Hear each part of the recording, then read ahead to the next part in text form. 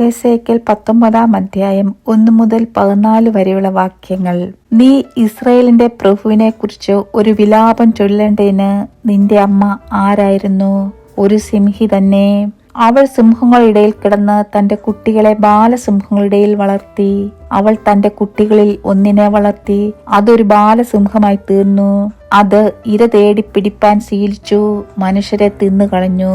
ജാതികൾ അവന്റെ വസ്തുത കേട്ട് അവരുടെ കുഴിയിൽ അവൻ അകപ്പെട്ടു.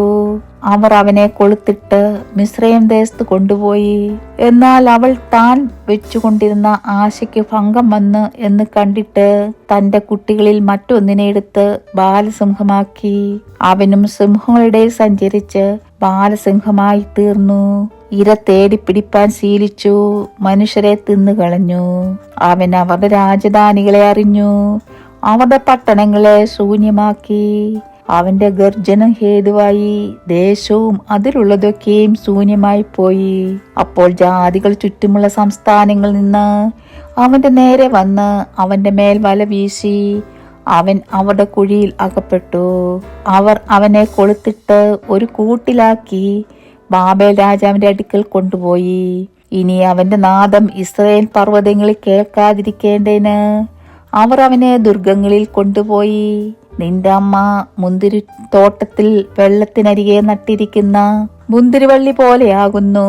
വളരെ വെള്ളമുള്ളത് കൊണ്ട് അത് ഫലപ്രദവും തഴച്ചതുമായിരുന്നു. അതിൽ അധിപതികളുടെ ചെങ്കോലുകൾക്കായി ബലമുള്ള കൊമ്പുകൾ ഉണ്ടായിരുന്നു.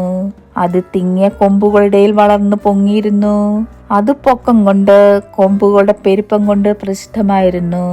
എന്നാൽ അതിനെ ക്രോധത്തോടെ പറിച്ച് നിലത്ത് തള്ളിയിട്ടു. കിഴക്കൻ കാറ്റ് അതിന്റെ ഫലം ഉണക്കിക്കളഞ്ഞു. അതിന്റെ ബലമുള്ള കൊമ്പുകൾ ഒടിഞ്ഞ് ഉണങ്ങിപ്പോയി തീക്കിരയായി തീർന്ന് ഇപ്പോൾ അതിനെ മരുഭൂമിയിൽ ഉണങ്ങി വരണ്ട നിലത്ത് നട്ടിരിക്കുന്നു. അതിന്റെ കൊമ്പുകളിലെ ഒരു കോൽ നിന്ന് തീ പുറപ്പെട്ട് അതിന്റെ ഫലം ദഹിപ്പിച്ചു കളഞ്ഞു. അതുകൊണ്ട് ആധിപത്യത്തിന് ചെങ്കോലായിരിക്കാൻ തക്ക ബലമുള്ള കോൽ അതിൽ നിന്നെടുപ്പാൻ ഇല്ലാതായി പോയി. ഇതൊരു വിലാപം, ഒരു വിലാപമായി തീർന്നും ഇരിക്കുന്നു. ദൈവമേ, സ്തുതി നിനക്ക് യോഗ്യമാകുന്നു. ബാറിക്കുമോ.